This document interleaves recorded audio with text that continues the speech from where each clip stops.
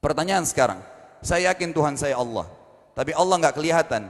Ada alasan tidak kenapa Allah nggak kelihatan? Ada alasannya.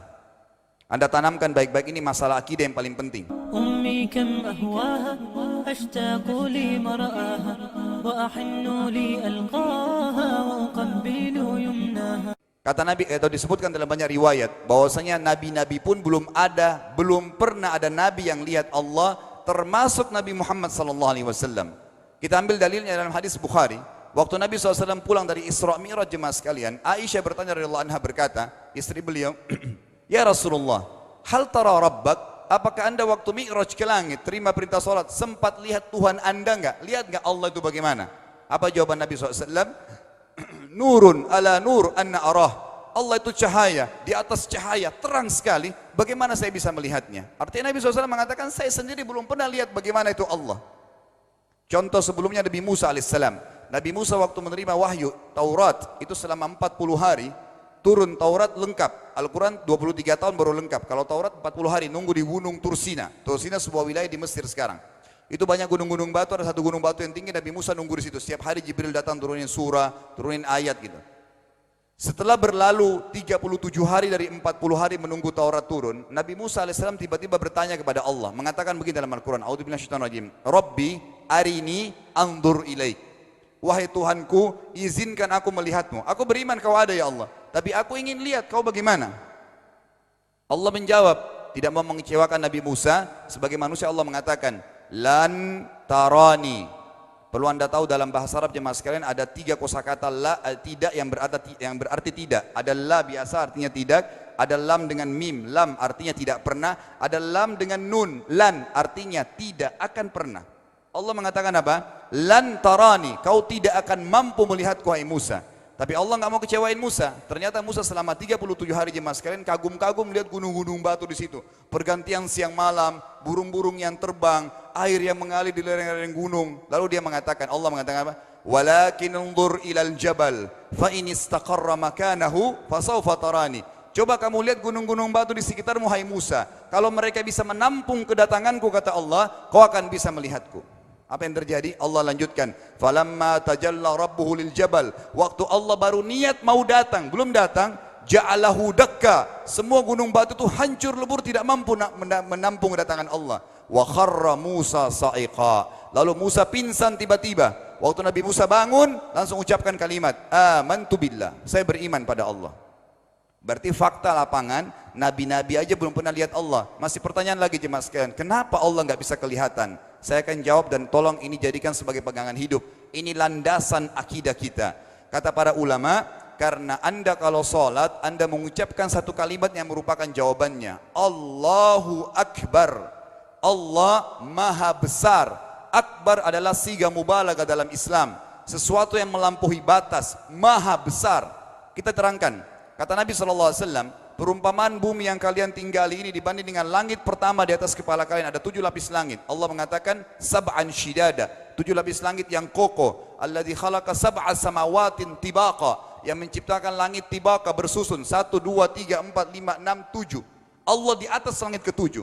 Kata Nabi SAW, perumpamaan bumi yang kalian tinggalin dibanding dengan langit pertama di atas kepala kalian, ibaratnya seperti cincin yang dibuang di padang pasir. Jadi kita tidak akan pernah bisa melihat ujungnya langit karena kita sangat kecil, dan ini terbukti secara fakta. Apakah anda sudah tahu bahwasanya miliaran bintang-bintang yang ada di atas kepala anda yang jaraknya sekian miliar tahun dari bumi dan sekian miliar tahun lebih besar daripada bumi, sekian miliar kali lebih besar daripada bumi, itu semua berada di bawah langit pertama. Manusia tidak akan pernah bisa memegang langit ini dengan telapak tangannya, karena dari sini saja ke Pluto jaraknya 270 tahun. Nggak bakal bisa ada astronot dikirim kena mati di tengah jalan. Jaraknya jauh sekali bintang-bintang, dan semua berada di bawah langit pertama. Kata Nabi SAW, di atasnya ada langit kedua besarnya, digabung antara bumi sama langit pertama seperti cincin dibuang di padang pasir. Langit ketiga, 2, 1 dan bumi digabung tiga-tiganya, dibanding langit ketiga seperti cincin dibuang di padang pasir, sampai langit ke-7, 5, 6, 4, 3, 2, 1 dan bumi, 7 digabung, dibanding langit ke-7 seperti cincin dibuang di padang pasir. Dan langit yang luas ini jemaah sekalian dipenuhi dengan makhluk Allah yang lain namanya malaikat. Dalam hadis Bukhari kata Nabi SAW, waktu saya sedang dimi'rajkan ke langit, tidak ada 4 jari pun ukuran di langit yang luas itu, kecuali saya temukan malaikat yang sedang ruku atau sujud, penuh dengan jumlah mereka. Anda tahu malaikat itu ada namanya nama kelompok. Seperti Raqib, Atid itu kelompok. Di bawah Raqib banyak miliaran malaikat, di bawah Atid miliaran malaikat. Sama dengan Munkar Nakir.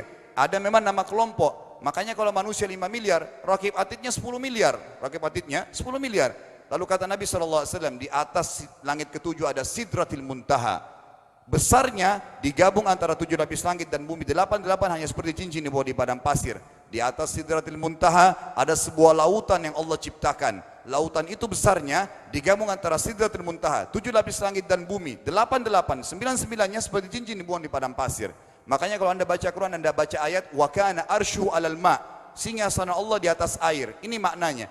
Air adalah ada lautan. Lalu kata Nabi SAW, arsy-nya Allah di atas lautan itu singgasananya Allah. Besarnya digabung antara lautan, Sidratul Muntaha, 7 lapis langit dan bumi. 10-10-nya hanya seperti cincin dibuang di padang pasir. Anda sudah hafal ayat kursi? Apa artinya? Ayat tanda-tanda kebesaran Allah. Kursi itu artinya bukan tempat duduk, tapi tempat pijakan kaki raja di singgasana. Kalau raja ingin naik singgasananya dipijakan kaki, itu namanya kursi. Kita baca apa? Wasi'a kursiyuhu as-samawati wal ard. Pijakan kakinya Allah saja sudah menutupi seluruh langit dan bumi ini. Jadi kita mustahil bisa melihat Allah karena besarnya Allah Azza wa Jal. Tinggal kita tutup jemaah sekalian. Kira-kira, lalu bagaimana saya berhubungan dengan Allah? Jawabannya sederhana.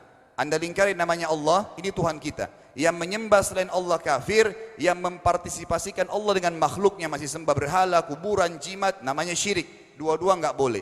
Untuk berhubungan dengan Allah yang tidak kelihatan dengan mata kita ini, tapi kita bisa rasakan keberadaannya, cuman satu cara. Di bawahnya lingkarin ibadah. Salat, puasa, zakat, haji, takziah, ziarah kubur, semua ini adalah rangkaian ibadah untuk berhubungan dengan Allah. Semua ibadah ini jemaah sekalian harus seperti yang Allah mau, bukan yang Anda mau. Ini penting. Karena kalau tidak seperti yang Allah mau, Allah tidak terima. Bagaimana caranya supaya bisa seperti yang Allah mau? Ikuti buku pedomannya. Ada Al-Quran, ada Sunnah. Yang beribadah keluar dari 2 pedoman wahyu ini tidak akan diterima oleh Allah. Seperti Anda kalau kerja di perusahaan, pimpinan perusahaan kasih peraturan. Senin pakai baju kuning, Selasa baju hijau, Rabu pakai baju hitam. Datang jam 7, keluar jam 5 sore. Ternyata Anda tidak. Hari Senin Anda pakai baju yang hari Rabu. Datangnya jam 9, keluar jam 2 siang. Dikeluarkan oleh pimpinan atasannya. Itu baru peraturan manusia. Bagaimana dengan peraturan Allah Azza wa Jal? Maka kita simpulkan semua jemaah sekalian adalah yakinlah Tuhan Anda Allah ada, satu-satunya Tuhan.